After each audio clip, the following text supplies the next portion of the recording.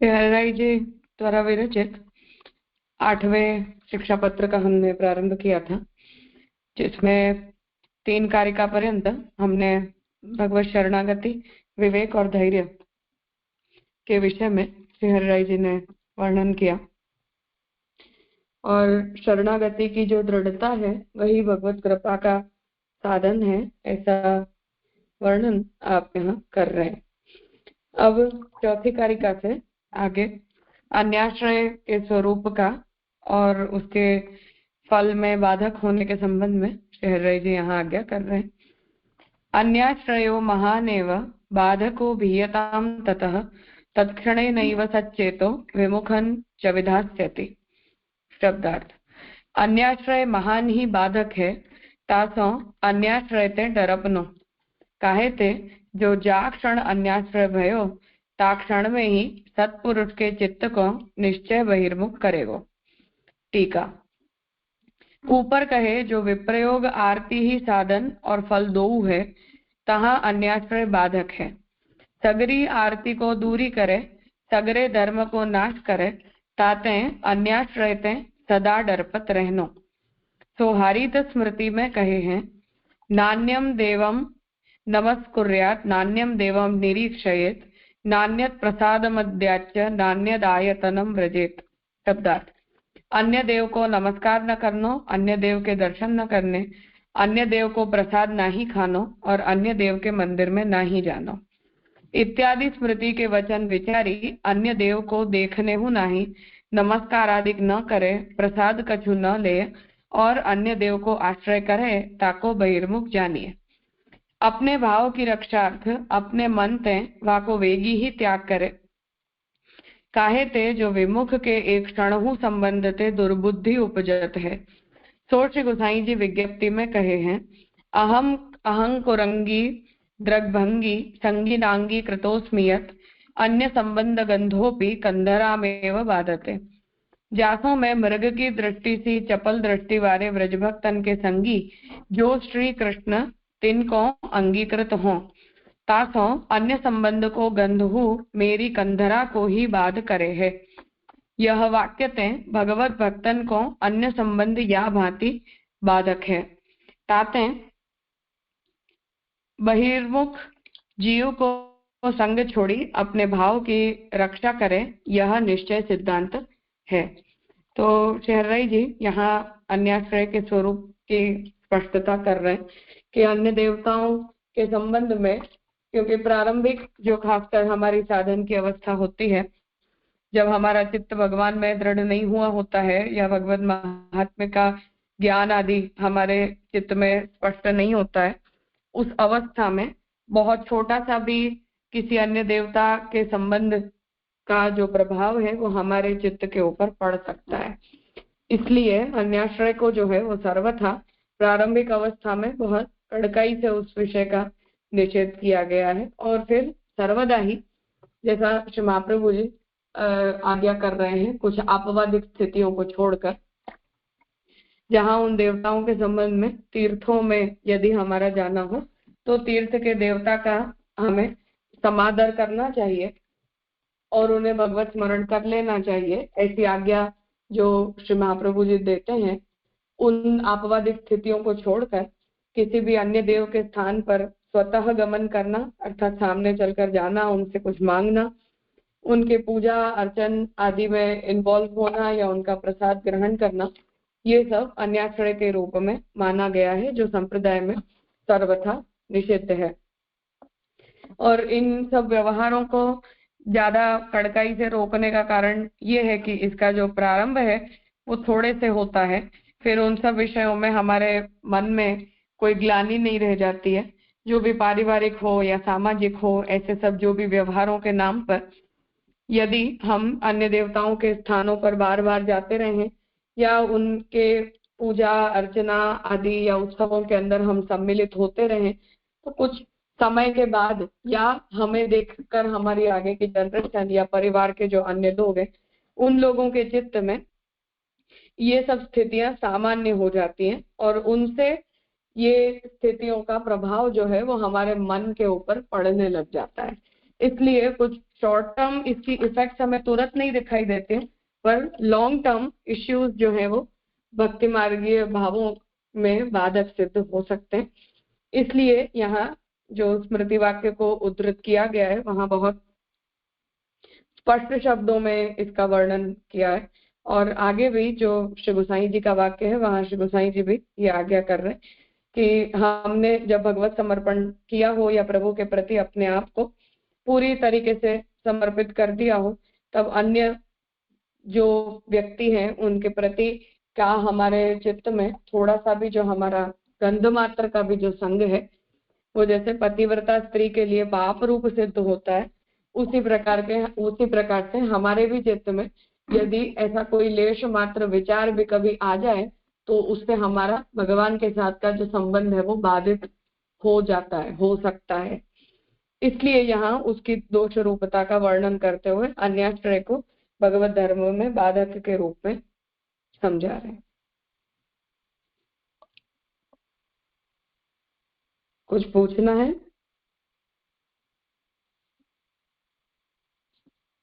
हाँ स्वाति। हाँ धन्यवाद राजा। राजा कहीं वो समझ में आई, लेकिन कहीं कहीं ये जो गाम देवता या ग्राम देवता जो बोलते हैं वो, या कुल देवी की पूजन जो रहती है वो विधि, मतलब कुछ फॉर्मेलिटीज के तरह, जैसे शादी में गणपति के आह्वान विसर्जन होता है, वैसे ग्राम देवता का तो दर्शन करना चाहिए या कर सकते हैं, ऐसे कुछ आता है। तो वो कंसेप्ट क्या? ग्राम देवता, लोक देवता, ये सब कुल देवता तो खैर अलग स्थिति है, पर ग्राम देवता और लोक देवताओं के विषय में सामाजिक जो बंधन है वो कितना स्ट्रॉन्ग है उसके ऊपर ये डिपेंड करता है, क्योंकि वो शास्त्रीय देवता नहीं है। इसलिए शास्त्र की तरफ से उनके समादर को लेकर कोई कंपल्शन नहीं है, ये केवल हमारे सामाजिक नियम है और सामाजिक बंधन है। तो अगर हमें लगता हो कि हम जिस समाज के बीच में रह रहे हैं उनके बीच में अगर इस प्रकार के व्यवहार को हम पूरा नहीं करते हैं तो उससे कोई बहुत ज्यादा आलोचना होने की संभावना बनी हुई है, तो ऐसे जो भी पारिवारिक प्रसंग है, शास्त्रीय प्रसंग, उनमें उनका समादर यथा योग्य रूप से किया जा सकता है। परंतु अगर ऐसा कोई सामाजिक बंधन नहीं है या आसपास के लोगों को इससे ज्यादा फर्क नहीं पड़ता, ऐसा अगर हमें लगता हो, तो शास्त्रीय देवताओं का आदर करना वो शास्त्र विधि का पार्ट होता है, पर लोक देवता वगैरह के बारे में ऐसी कोई नियम वाली कोई बात नहीं है, स्वैच्छिक है।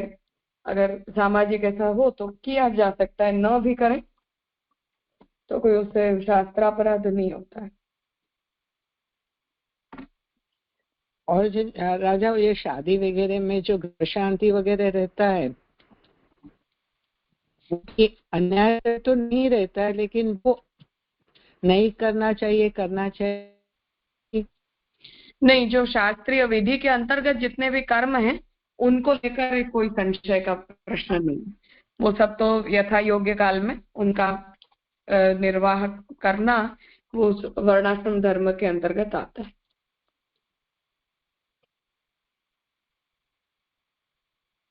जी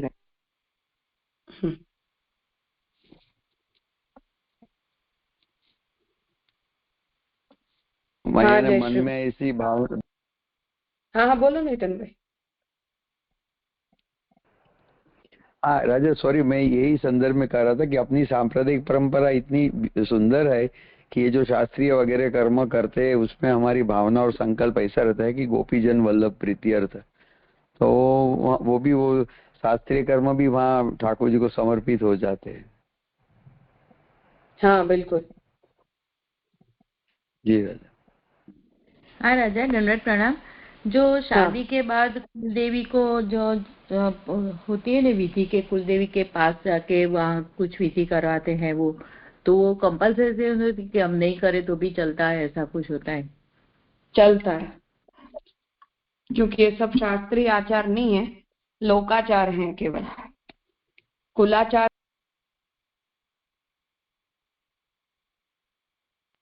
राजा आपका म्यूट हो गया।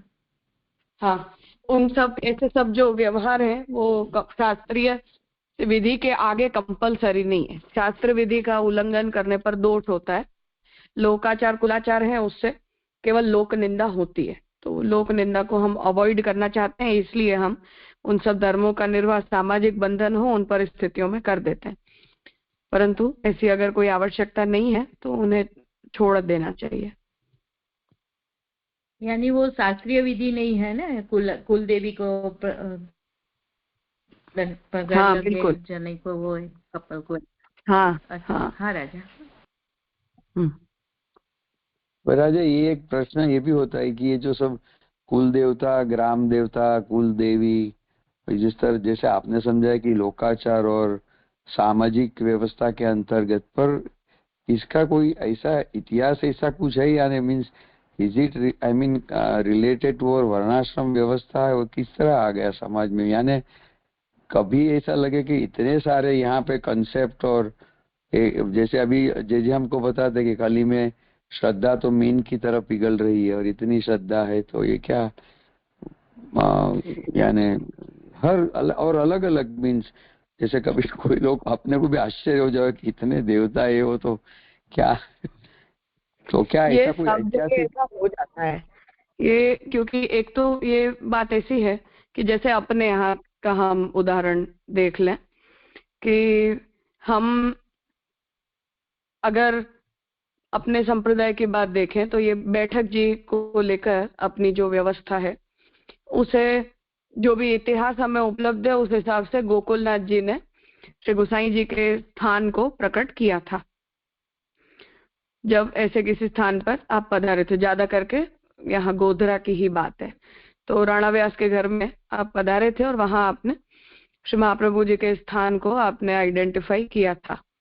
और वहां आपने ये बात गोबर का चौतरा बना के और उसे एस्टैब्लिश करना, उस स्थान को इस प्रकार से उपस्थिति को लेते हुए और ऐतिहासिक स्थान के रूप में ऐसा माना जाता है।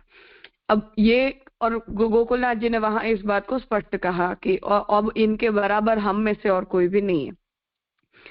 फिर गिरधर जी जब लीला पधारे और तब गोकुलनाथ जी तो घर में नहीं विराज रहे थे, बाहर विराज रहे थे। फिर गोकुलनाथ जी वापस पधारे, तब गोकुलनाथ जी ने पूछा घर में आते ही कि गिरधर जी की पादुका कहाँ है, तो सबने कहा कि ये अन्य एक स्थान पर पधराई हुई है। तो गोकुलनाथ जी ने कहा कि दादा में और गोसाई जी में कोई भेद नहीं है, तो काका जी के साथ ही दादा की भी पादुका पधराओ, ऐसी आज्ञा देके गोसाई जी की और गिरधर जी की पादुकाओं को साथ में पधराया गया। और फिर गोकुलनाथ जी ने कहा कि अब हमारे दादा के बराबर हम में से कोई नहीं है। तो वहां ये परंपरा इस तरह से शुरू हुई, ऐसा हमारे यहाँ का अपना इतिहास कहता है। और वो केवल उस स्थान को जानने के लिए, उस स्थान में हमारे जो आचार्य हैं वो सब नित्य उपस्थिति युक्त हैं, इसलिए उनकी उपस्थिति को ध्यान में रखते हुए उनके भाव चिंतन के लिए हमने केवल इस क्रम को प्रारंभ किया था। उसके अतिरिक्त इसका कोई और स्वरूप ऐतिहासिक रूप से नहीं था।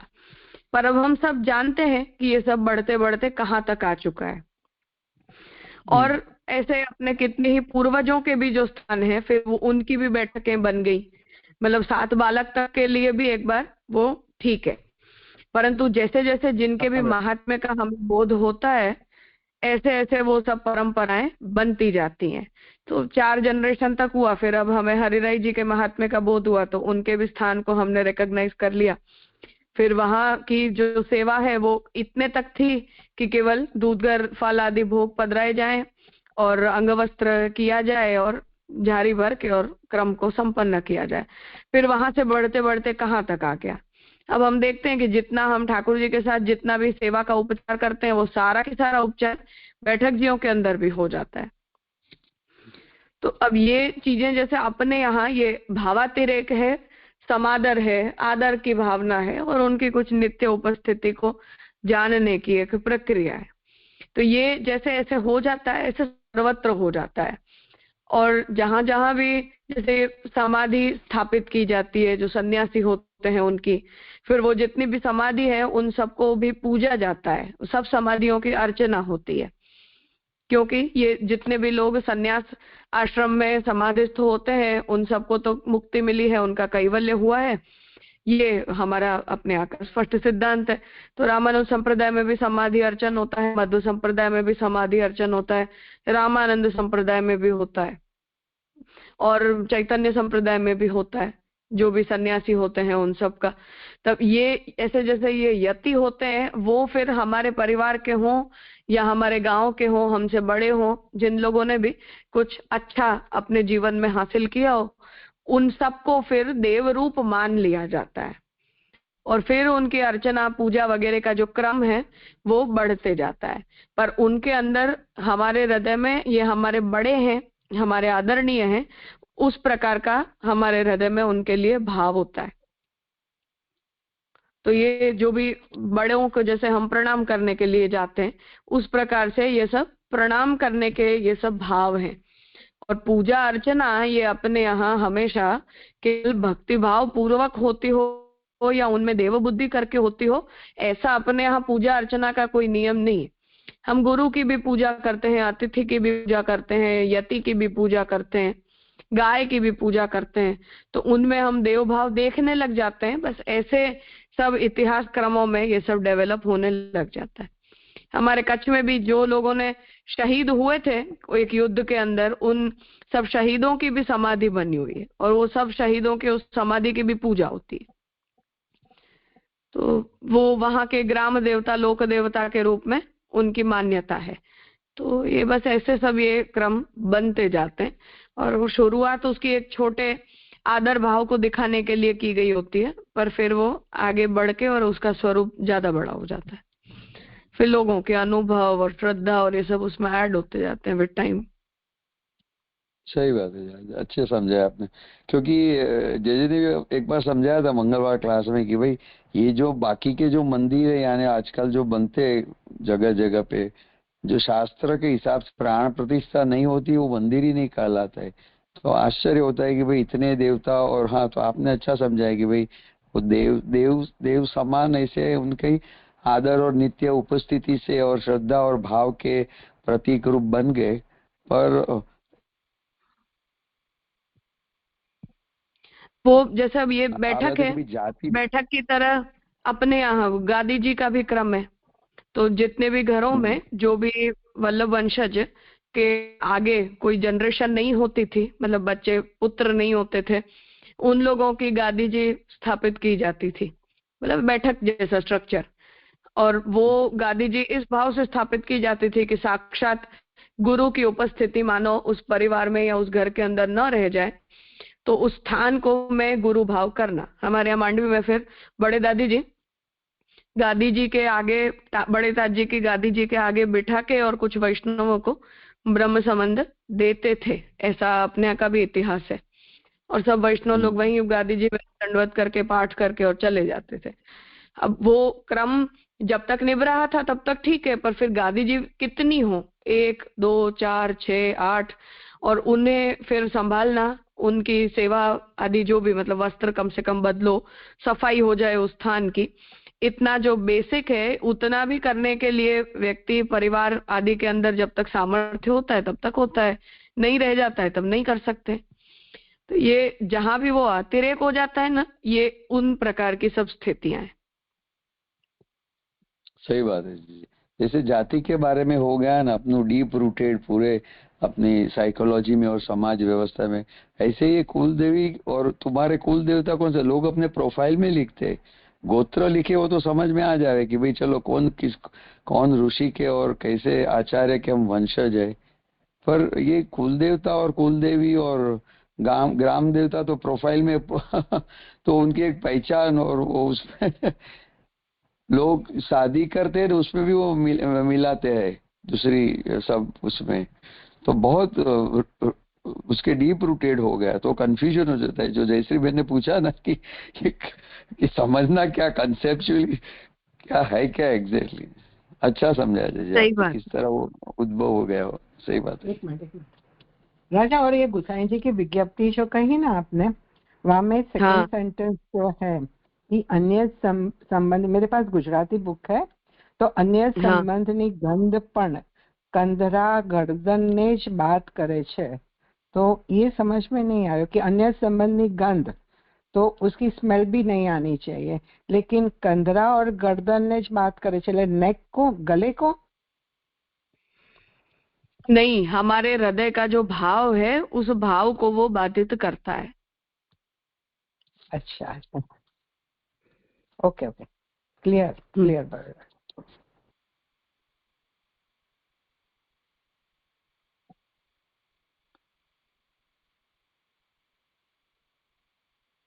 हाँ नीलेश भाई।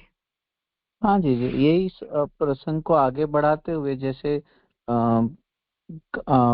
हम सबके जो ज्ञाति के व्यवहार है उसमें ऐसा कुल देवी का ये हर वर्ष में नैवेद्य वगैरह करना, ये करना, और फिर उसके प्रसाद लेने में इंसिस्ट करना, उसको जब ये हम मतलब डिनाई करते हैं या ये से कुछ करते होते हैं तो थोड़े इश्यूज हो जाते हैं। तो उसको कैसे डील कर सकते हैं, मतलब ऑन दैट बेसिस? इसमें ये अगर व्यवहार किसी के साथ बहुत ओकेशनली होने वाला हो या कोई व्यक्ति हमारा थोड़ा ज्यादा परिचित हो और बार बार ऐसा होने की संभावना हो, तब तो आउटराइट उसमें हमें पहले ही दिन इस विषय को क्लियर कर देना चाहिए, जो भी संबंध हमारे लंबे चलने वाले हों। और कभी ऐसा हो कि ये कोई हमारे लिए रोज की बात नहीं है, एक आध बार हमारा आमना सामना हो गया और किसी ने हमें हाथ में कुछ पकड़ा दिया, तो उस स्थिति में हम चाहें तो उसे वो कापट्य वाली स्थिति से अवॉइड करना चाहें तो अवॉइड कर सकते हैं कि हाँ ले लो फिर किसी को दे दो, ये दोनों ही चीजें कर सकते हैं। इसलिए जो मौका है, सामने वाले व्यक्ति की जैसा एटीट्यूड है, आसपास का जैसा माहौल है और उसके साथ के हमारे व्यवहार शॉर्ट टर्म है या लॉन्ग टर्म है, इन सबको देखते हुए स्वविवेक से ये करना चाहिए। मतलब in certain thing suppose we feel like हाँ नहीं करना है, so in that case may be they expel us, तो उसमें कोई आपत्ति नहीं होनी चाहिए इन दैट वे। आपत्ति तो नहीं, क्योंकि वो एक्सपेक्टेड है कि मुझे, समझो कि मुझे बाहर ही कर दिया किसी ने, तो that is to be very. हमें अगर ऐसा लगता हो कि हमें इस बात से कोई प्रॉब्लम नहीं है तो ठीक है, उसमें क्या हो गया। अच्छा, मतलब वो उससे जो बाकी के कुल देवी का अपमान या ये परिस्थिति नहीं है हमारे मन में, दैट इज वेरी ट्रू। तो वो क्या एक्सेप्टेड है ना, मतलब इन अभी जैसे बात निकली इसलिए पूछ रहा हूँ। हाँ हाँ, उससे कोई फर्क नहीं पड़ता है, वो सब कोई शास्त्रीय देवता नहीं है। इसी प्रकार से हमारे कोई ना कोई बड़े हैं कुल के, परिवार के या गांव के, जिन लोगों ने कुछ सिद्धि आदि हासिल की है, जिससे उनके प्रति लोक समाज में आदर भाव प्रकट हो गया है। इससे अतिरिक्त उसमें कुछ नहीं है। कुल देवी वगैरह मतलब जैसे बहुचरा जी है, अम्बा जी है, वो शास्त्रीय गिने जाते हैं या ये भी वही प्रकार है? हाँ, शास्त्रीय हैं, उनके सब नाम वगैरह हैं वो लोकल ट्रेडिशंस के कारण से हो जाते हैं, बाकी सब शक्ति स्वरूप हैं ये सारे। तो उन सबको भी अगर कोई सामाजिक प्रेशर हमारे ऊपर नहीं है तो उन सब के प्रति भी हम कोई ज्यादा व्यवहार ना रखें, तो उससे वैष्णवीय धर्म में या शास्त्रीय धर्म की दृष्टि से कोई अंतर नहीं पड़ता है। जी जी जी, स्पष्ट हुआ। Raja, extended question to this only कि ये जो गोयनी वगैरह करने की रहती है शादी के बाद, तो उसमें कुछ क्या कारण रहता है, और नहीं करे तो क्या होता है? शास्त्रीय विधियों के अंदर भी ऐसा है कि जितनी भी ये विवाह की हो या यज्ञोपवीत की हो, इन सब के अंदर लोकाचार, कुलाचार और शास्त्रीय आचार, ये तीनों मिश्रित हो चुके हैं। और ये जो मिश्रण है वो बहुत लंबे काल में हुआ है, एक दिन में नहीं हो गया है। तो जैसा ये बैठक जी के बारे में मैंने कहा कि अपने यहाँ ये बात हम सब जानते हैं कि महाप्रभु जी स्वयं पाकी हैं, पर अब कितनी सारी बैठक जियों में, क्योंकि मुखिया जी हैं, ये सब वैष्णव होते थे या कोई वैष्णव ही महाप्रभु जी की सेवा में रहते थे, तो उन लोगों ने अपने भी ठाकुर जी महाप्रभु जी के साथ ही पधरा दिए ताकि एक स्थान पर सब सेवा हो जाए। अब ठाकुर जी साथ में विराजेंगे तो ठाकुर जी तो सखड़ी आरोगेंगे, महाप्रभु जी आरोगेंगे नहीं, तो वहां अंसखड़ी का क्रम प्रारंभ हो गया कि ठाकुर जी के पीछे महाप्रभु जी ले लेंगे, चाहे हमारे हाथ का नहीं लेंगे। तो अब कितने सारे ऐसे बैठक जी हैं जहां अंसखड़ी भी आती है, कितनी सारी ऐसी है जहां नहीं आती है। अब ये सब वो सेवोपचार का व्यवहार बढ़ गया और उसके अपने अपने रीजंस हैं सबके पास।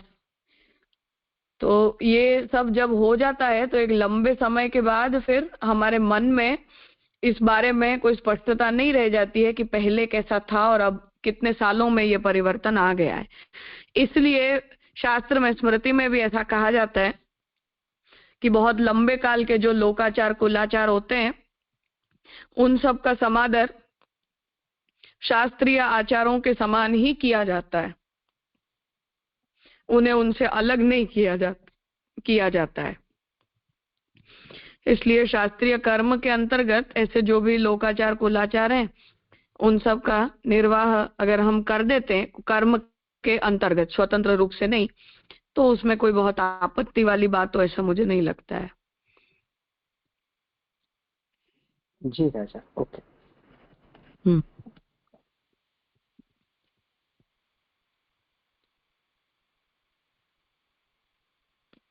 हाँ 11। हाँ राजा, दंडवत प्रणाम।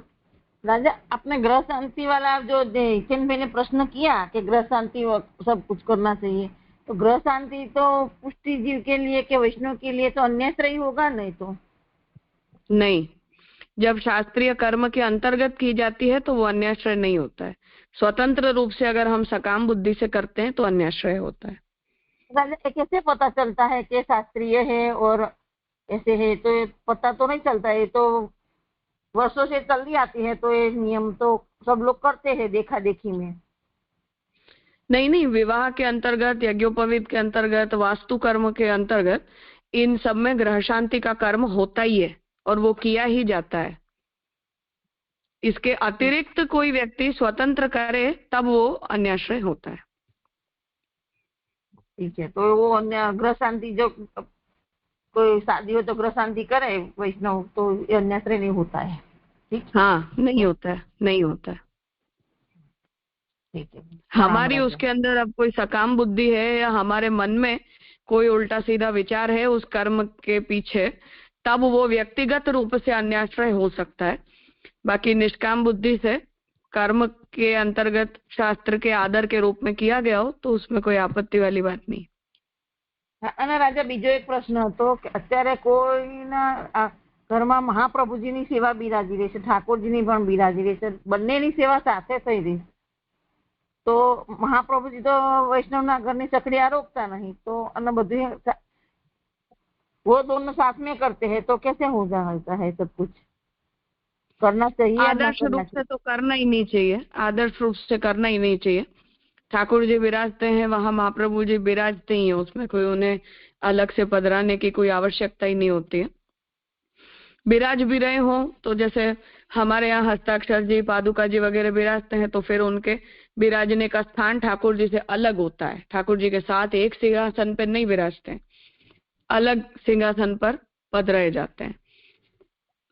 और भोग में भी फिर ठाकुर जी का प्रसादी जो भी दूधगर है, फल दूध वगैरह, वो भी हम दूधगर, सखड़ी ये सब अलग अलग रख पाते हो।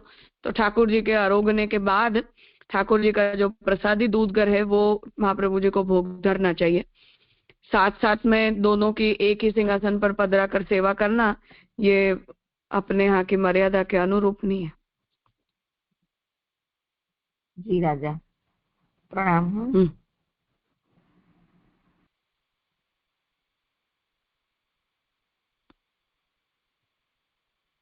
यश कहिए। हाँ, दंडवत प्रणाम। हाँ, मेरा ये प्रश्न था कि व्रज में जो गोपियां है जो कात्यायनी व्रत करके प्रभु श्री कृष्ण की उपासना कर रही थी, तो क्या वो भी अन्याश्रय में आता है? कि क्या ठाकुर जी उससे प्रसन्न तो नहीं हुए थे? हाँ। क्योंकि ठाकुर जी ने यही कहा था कि तुम लोगों को वो व्रतचर्या का जो क्रम है उसमें क्षीरहरण की लीला को इसी प्रकार से कहा जाता है। तो वो ठाकुर जी ने यही कहा था कि तुम लोगों को अगर कुछ भी चाहिए तो मुझसे मांग लेना चाहिए, किसी और से नहीं। तो ऑब्वियसली वो अच्छी बात नहीं है, पर डेफिनेटली ब्रज भक्त सर्वोत्तम भक्त हैं, इसलिए उन्होंने जो किया उस पर हम तो कोई प्रश्न नहीं उपस्थित कर सकते। पर अवतार काल और अनवतार काल की स्थितियां भी अलग अलग होती हैं।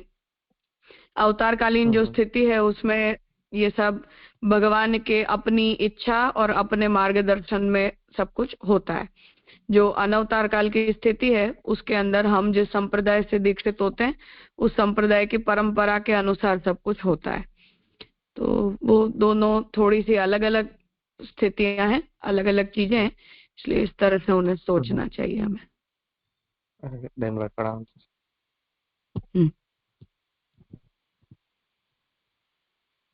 प्रणाम राजा। तो विलास नव विलास हो तो ये वैष्णव को कीर्तन बोलना चाहिए कि नहीं बोलना चाहिए? वो मैंने पहले कह दिया, वो पूरा कृत्रिम क्रम है, वो अपने यहाँ का परंपरागत क्रम है भी नहीं।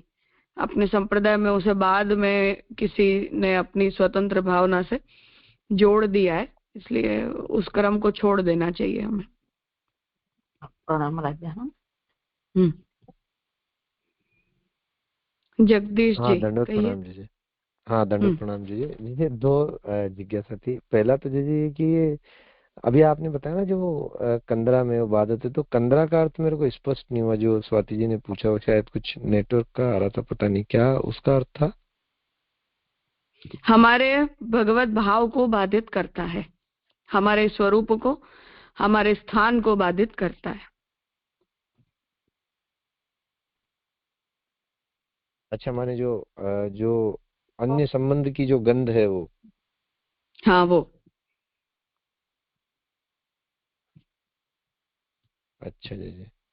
और जी एक ये दूसरा ये भी था कि अ, अ, जो एकादशी का उद्यापन है, क्योंकि मैंने कहीं ऐसी प्रक्रिया देखी है जिसमें कुछ लोग साल भर की जो एकादशी करते हैं फिर उसका एक उद्यापन करते हैं। तो मेरी जिज्ञासा थी ये क्या शास्त्रीय प्रक्रिया है या कोई मलयालम वाली प्रक्रिया है?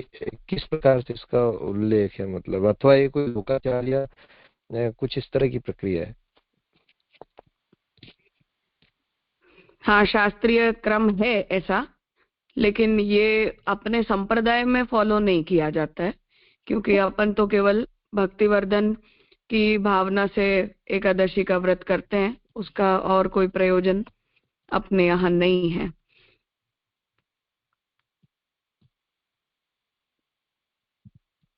जी, क्योंकि जैसे भागवत जी में भी जब हम पढ़ रहे थे तो एक बार वो प्रसंग मैंने देखा कि वहाँ जैसे राजा अम्बरीश की कथा में भी वो उद्यापन का मतलब वहाँ प्रकार तो आया है, पारण का आया होता सॉरी है। उद्यापन। हाँ, पारण तो खैर ठीक है, पारण तो सभी लोग करते ही हैं। ठाकुर जी की प्रसादी तुलसी और जल लेकर और पारण किया जाता है, तो वो तो ठीक है। जी स्पष्ट हुआ। और जी ये जो बताया ना आपने अन्य संबंध गंध कंदरा में बाधित है, तो वो मतलब जो अपने हृदय में जो जैसे अपन जिसे भावात्मक स्वरूप कह रहे हैं उसको बाधित करने वाली तो बात है वो। हाँ, ठाकुर जी के साथ हमारा जो संबंध है और प्रभु के प्रति हमारे हृदय का जो भाव है उसे वो बाधित करता है। जी स्पष्ट हो गया, धन्यवाद प्रणाम।